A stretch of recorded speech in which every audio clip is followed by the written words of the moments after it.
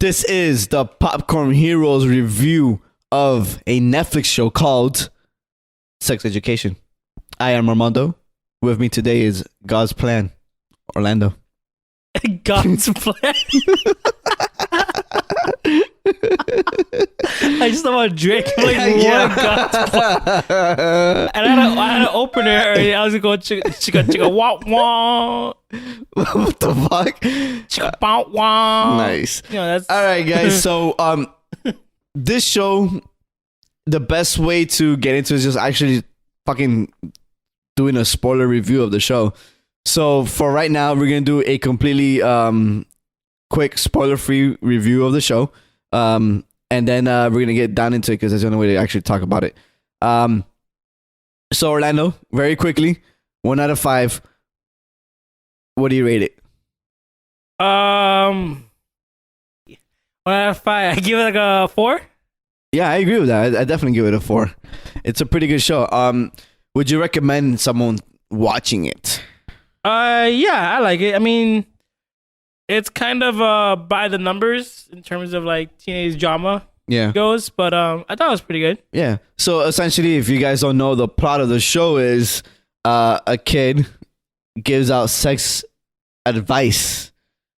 He's a sex therapist at a high school because he knows so much about the, sex life, I guess, from his mom that he always hears her. She's a sex therapist, and he's always listening to her therapy sessions, and he ends up starting that in his own school, giving the high school kids their advice. But let's get into it, Orlando. Ahead, guys, this is a spoiler.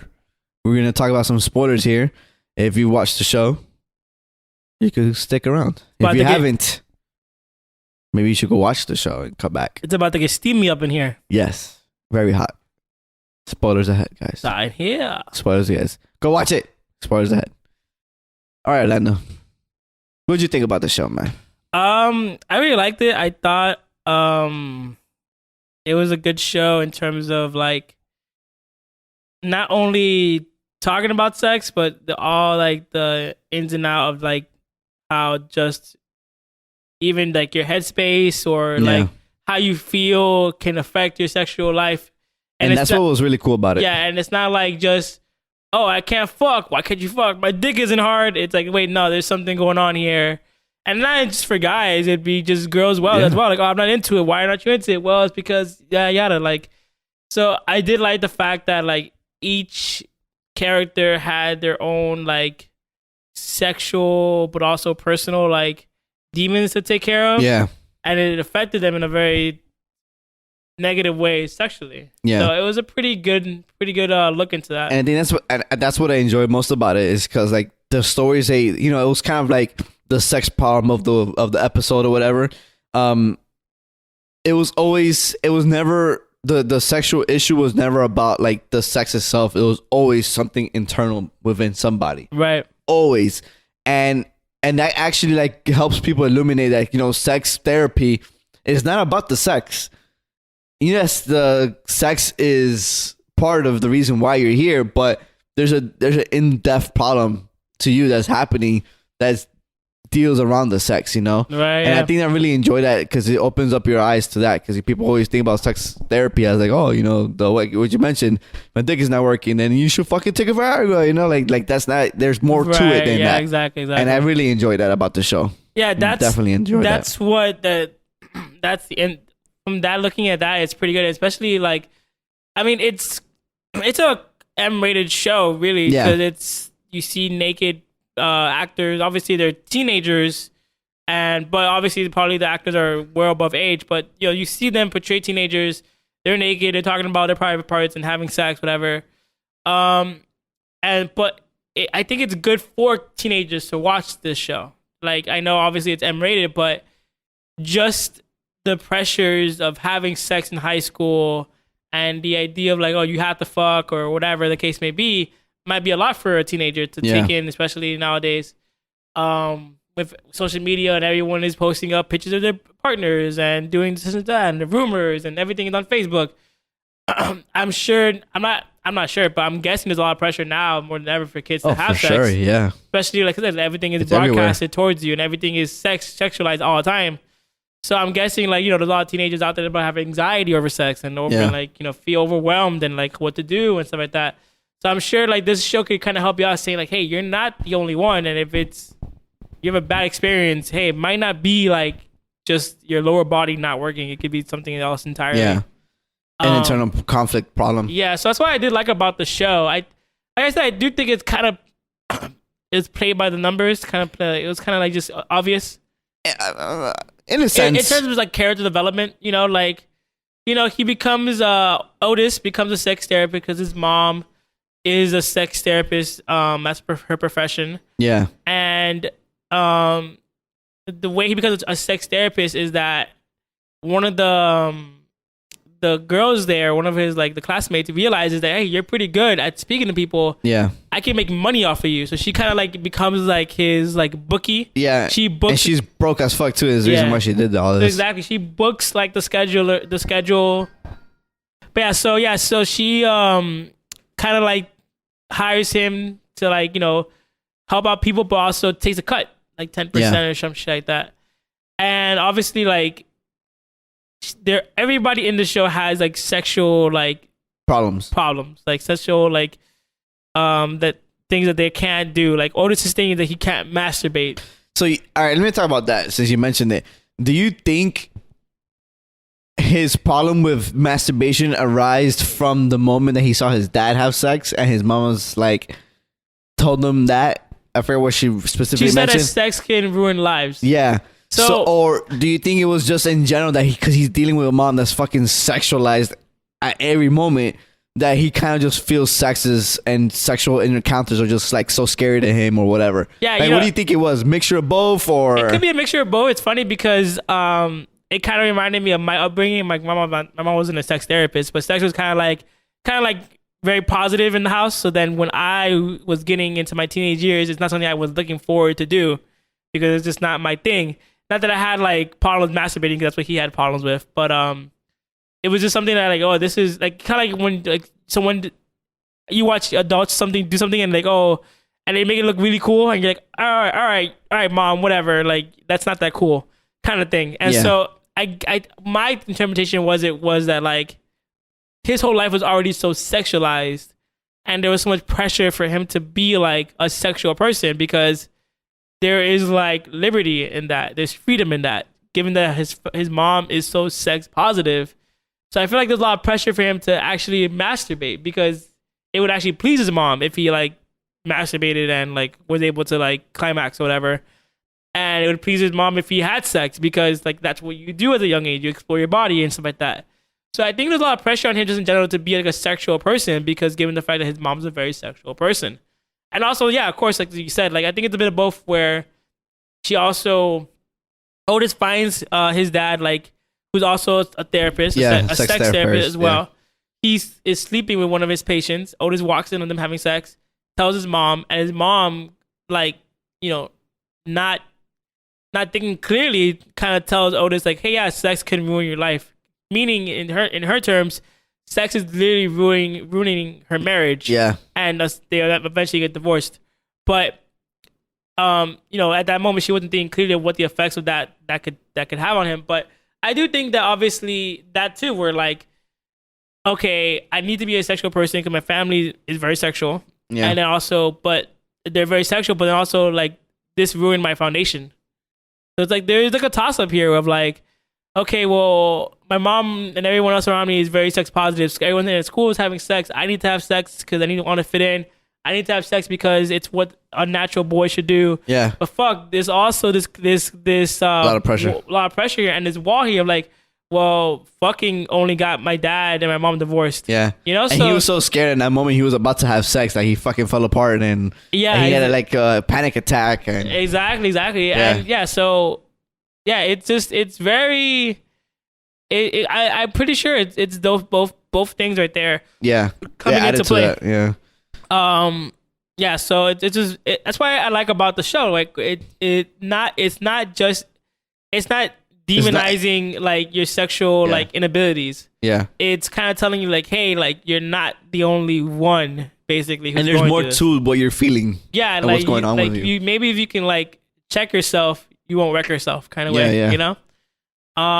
So yeah, I really enjoyed that. And so, yeah, so he builds this relationship with his classmate, and her sexual problem is basically like she is very sex positive. She okay, yes, in a sense of like she's down to have sex, but I think she's the typical in a teenage show that she's like the slut of the classroom when she's not even a slut. You know what I'm saying? She just happens to have sex with this one person. Right. She just labeled the slut because everyone knows she's having sex with somebody. Yeah. But she's not really out here like sleeping with a lot of people. No. And, you know, with her was that she had no inabilities to sex. She could have sex pretty fine and she was able to have sex. Sex was her escape from reality. That's true. And it was just, she would have sex on bad days just to like get away from it all.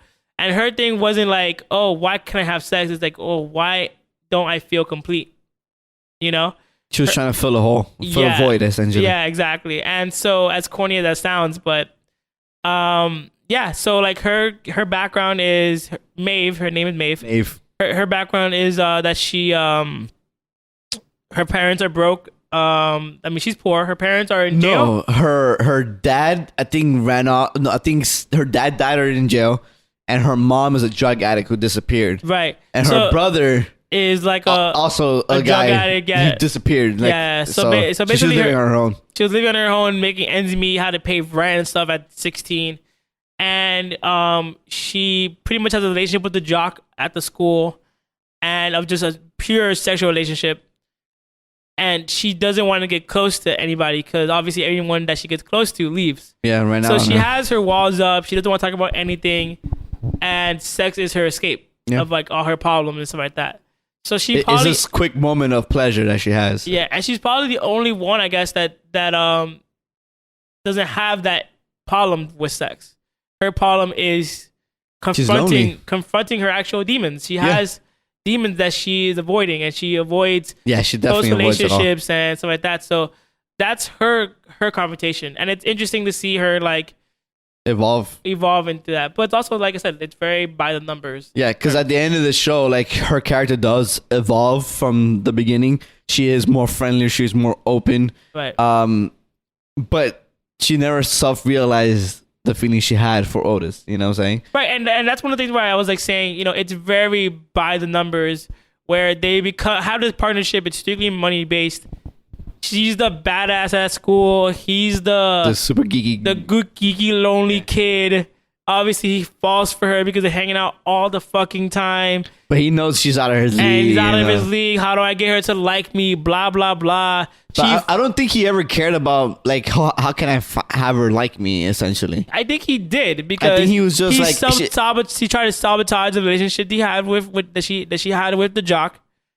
You know what I'm saying? Okay. Like, he did try to get, like, oh, how do I get her to like me? Because once he realized, oh, shit, this is here. Oh, shit, I want this for myself. Yeah. And so he just fucked himself over because, you know, he kind of essentially got the jock and her to hook up, become official, whatever. But yeah, it was just I just thought it was by the numbers, but there's nothing wrong with that. Like I said, like, there's nothing wrong with that. It's just at the end of the day, like, you predicted it essentially. It's predictable. They get together, they fall for each other. But then they don't get together, though. That's the other predictable part, is that they don't get together. They don't get together, but probably season 2, the poly date. Yeah, mostly in the season 2 of them getting together or something like that. They now know that they like each other, and they... Well, she knows now.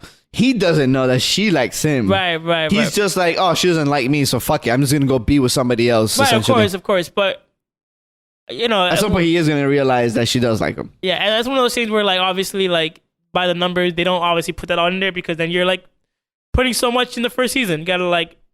Oh yeah, for sure. You gotta have those cliffhangers and whatnot. Right. You have to wait until season 3 and when they get together, and then season 4 when they were on a break or whatever, and then at the end of the season they get back together. And is she on the plane? Yeah. She was on the plane. I'm talking about Friends, but whatever.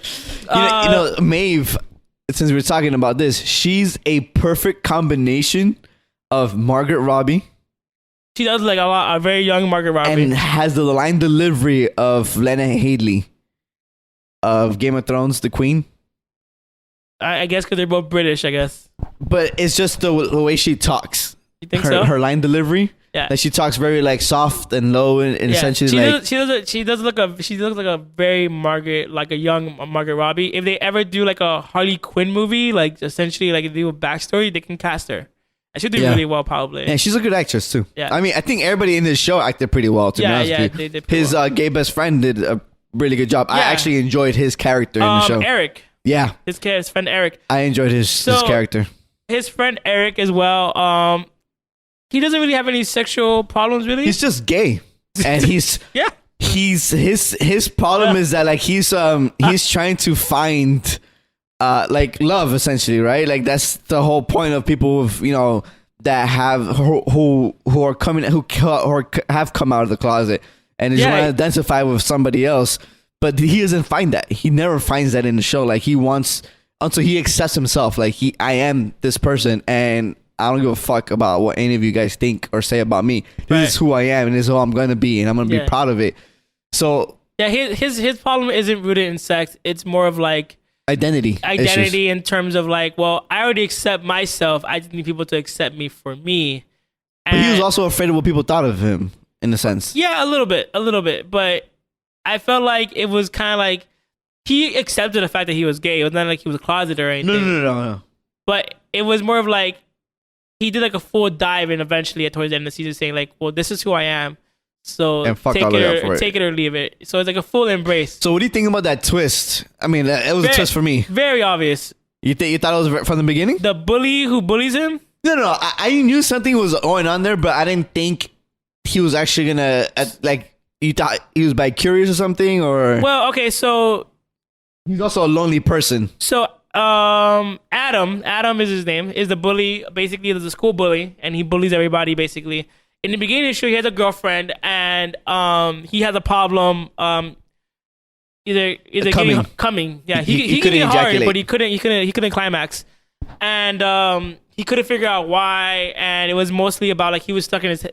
After his sex therapist with Otis, he realized that he was kind of like stuck in his head of like the pressures of being the headmasters, which is like essentially the principal's like son, and he had to be like the best, and he had to be like this perfect child. And he has a big dick, and everybody just wanted to be with him. He has to like think that he has to like, with the big dick comes big responsibility, and so he has to like show up. So basically, he just put a lot of pressure on himself to be successful, not only in school but in sexual like life, and so that put a lot of pressure on him, and he just couldn't focus. But I just thought it was just so typical as well, where like the bully who bullies the gay kid all the fucking time, and then when he has a bad day, he goes to the gay guy and he always bullies him, and he can't fuck women. Like I just thought it was way too obvious that, especially once they put, not even, I just knew from the even before that scene, so essentially they're both in detention, and they're in a room, like a closet. Dim ass closet for some odd reason. Like, you got no lights in that closet? The fuck? And he makes him clean this whole entire thing. They get into a fight. They start making out, and things escalate to something. It's like a blowjob, essentially, right? I think so. I think he goes down on her. Yeah. But it's one of those things where, like, I don't know. I just thought it was very just obvious, like by the book. And there's nothing. Not that doesn't happen. Not that people who are hatred towards gay people maybe hold some feelings of like anti like or just like hiding their identity themselves too. Like, sometimes a lot of gay people who are bullied by bullies, the bully is a fucking gay guy. Yeah, it could be a closeted person. Yeah, and I mean that's the thing. The thing is also like it happens a lot in TV, and then it's just like, I don't know anyone that's like that. I know a few gay people, but I don't know anyone that's like that. So I feel like it could be just playing on that stereotype as well. Like, and it kind of allows that stereotype. I'm not sure if it's true or not, because as I said, I'm not really well diverse in that community, but it allows that stereotype to like propagate. And it's just like, oh well, he's a bully because to a gay person because he is gay. So poor kid, he needs to discover himself. But what if he's just a fucking bully and he just sucks in general? You know, like, so it's kind of like it doesn't really do gay people like it doesn't do anything. It doesn't do right by gay people having this bully who eventually says, "Oh well, I'm gay, so it's good that I bullied you because I was closeted. So haha, my bad." It's like, nah, dude, like, because in reality, like, gay people be dying for that shit. You know, gay people, like trans people, gay people, they end up like sometimes getting murdered because of the fact of like they're at a party and someone sees them and then they get killed. Yeah. You know, and then it's like, well, maybe that guy's gay. Like, no, well, maybe that guy's a murderer. Yeah, that guy's a fucking asshole. So it just kind of it does a disservice to that stereotype of like, well, the bully is actually a gay person, so maybe we should have sympathy. Yeah, you would prefer a different storyline. Yeah, kind of, but it's like it's also predictable. It's also very predictable. The thing is that he also had more issues than just that. No, of course, he had fucking daddy issues. Of course, I mean he's a bully. He's a bully because of his upbringing, obviously, and you know maybe his bullying turned to Eric because he was attracted to Eric and he couldn't express himself correctly. But yeah, obviously he's a bully because of the trauma he has for his family, like just a lot of pressure to succeed and he has to be the best and yada yada, and he's, you know, the principal's like son. So yeah, I get it. And the principal's fucking a douche. Yeah, he's a jackass and like he threatens him and probably has caused physical harm against him. So yeah, of course he gets it from his father. I just thought it was just very stereotypical though. Yeah, of course. It was a typical story, essentially. What else happens? And I guess we can go to his mom. Yeah, his mom. You know, Gillian Anderson. Yeah. Looking sexier as always. Yeah, she looks really good in the show. And I do, you know, it's funny because once again, we're talking about sex. So when you look at her problems, it's just like, obviously she has no attachment issues. Problems. No, she just has like attachment issues. Exactly. And it's because obviously her husband like cheated on her. Yeah.